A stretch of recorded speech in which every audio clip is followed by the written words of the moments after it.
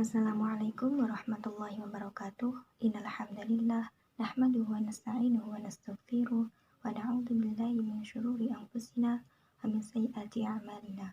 May yahdihillahu fala mudilla lahu wa may yudlil fala hadiyalah. Asyhadu an la ilaha illallah wa asyhadu anna Muhammadan abduhu wa rasuluhu amma ba'du. Perkenalkan, saya Hanifah Febriya Duyanti dari Prodi Pendidikan Bahasa dan Sastra Indonesia, Fakultas Keguruan dan Ilmu Pendidikan Universitas Muria Kudus. Baik, pada kesempatan kali ini, saya akan mempraktikkan keterampilan reseptif, yaitu tentang keterampilan menyimak. Baik, sebelumnya, keterampilan berbahasa itu terdiri dari 4 aspek. Yang pertama, yaitu adalah aspek menyimak, yang kedua, yaitu adalah aspek berbicara, dan yang ketiga, yaitu adalah aspek membaca, yang keempat, yaitu adalah aspek menulis. Dan baik, pada kesempatan kali ini, saya akan mempraktikkan tentang keterampilan menyimak, yaitu dari sebuah film dokumenter yang berjudul Kartini. Mari kita saksikan bersama.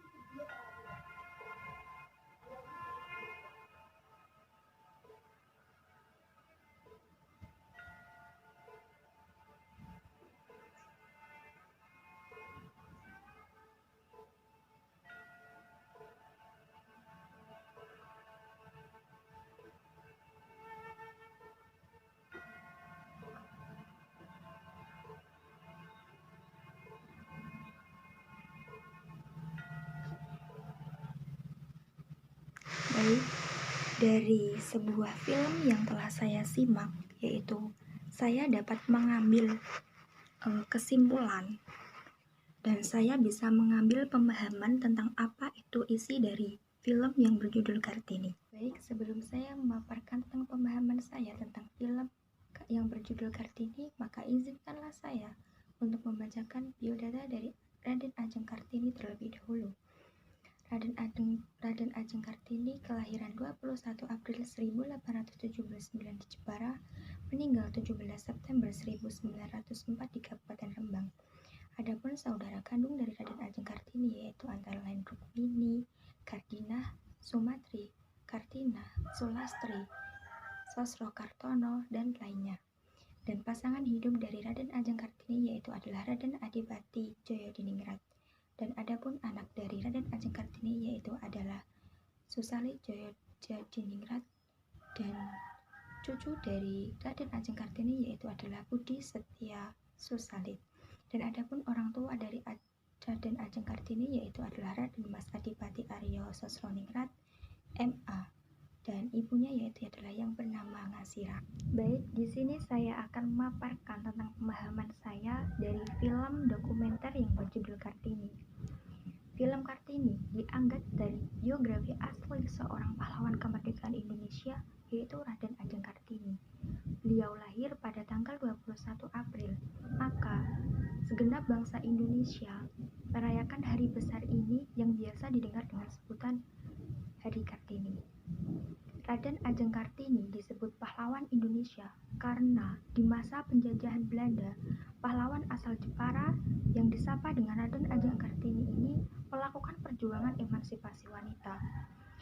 Film Kartini ini bercerita tentang perjuangan Raden Ajeng Kartini pada awal 1900 Masehi untuk memperjuangkan hak-hak perempuan, terutama dalam mendapatkan pendidikan yang tinggi. Di Indonesia pada awal 1900 Masehi, perempuan tidak diperbolehkan memperoleh pendidikan yang tinggi. Bahkan untuk para ningrat pun, wanita ningrat Jawa saat itu hanya diharapkan untuk menjadi Raden Ayu dan menikah dengan seorang pria ningrat. Dan lama-kelamaan ketika Kartini tumbuh dengan melihat langsung bagaimana ibu kandungnya yang bernama Ngasirah menjadi orang terbuang di rumahnya sendiri. Ibunya dianggap sebagai seorang pembantu, padahal itu di rumahnya sendiri. Dan adapun Raden Sosroningrat yaitu adalah ayah dari Raden Ajeng Kartini juga tidak berdaya melawan tradisi yang sudah turun-temurun. Dan dalam film tersebut diperlihatkan bagaimana Kartini berjuang untuk kesetaraan pria dan wanita, yaitu terutama dalam hal pendidikan. Selain itu, Kartini juga adalah sosok yang keras kepala dan dia itu suka menentang.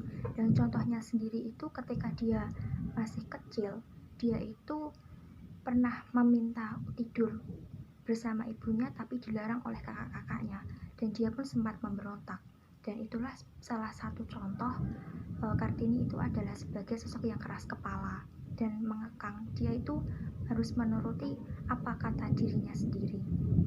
Dan suatu hari kakak Kartini yaitu yang bernama Sosro Kartono memberikan kunci lemarinya yang berisi buku-buku.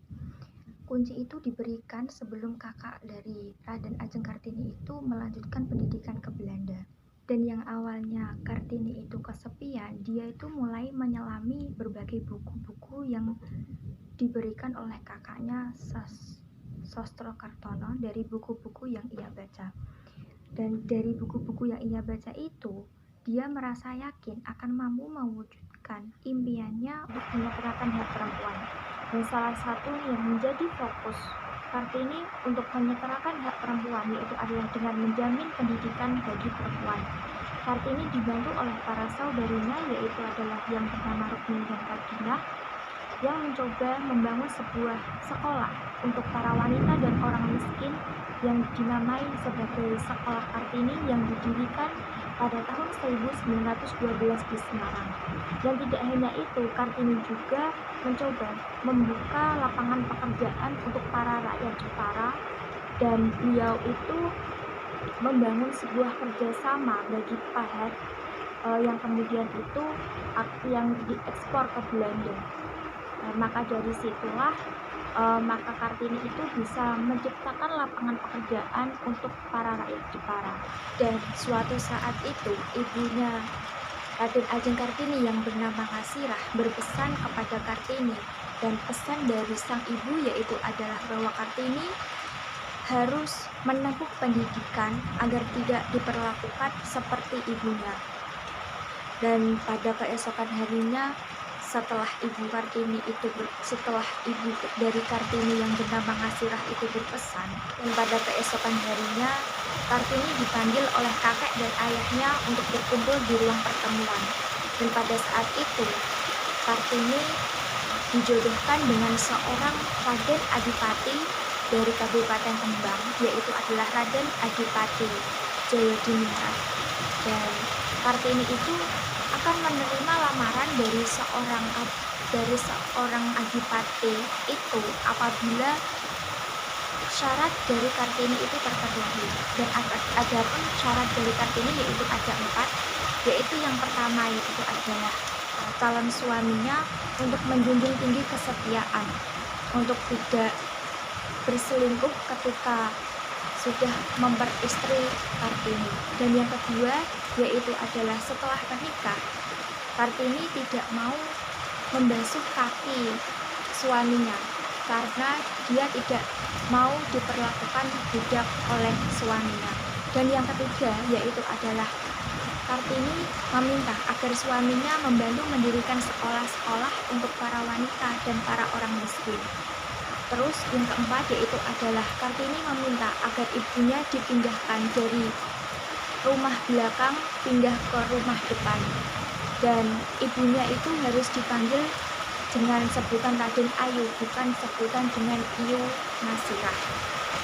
Lalu pada saat itu datanglah Raden Adipati Jayadiningrat ke Jepara menemui Raden Ajeng Kartini.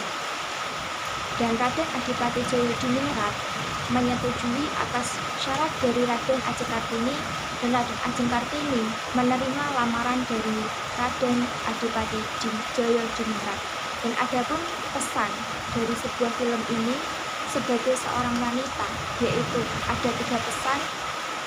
Pesan yang pertama yaitu adalah kita harus berani menentukan arah hidup. Yang kedua yaitu adalah kita harus banyak belajar dan banyak tahu. Dan yang ketiga yaitu adalah jangan malu untuk bertanya.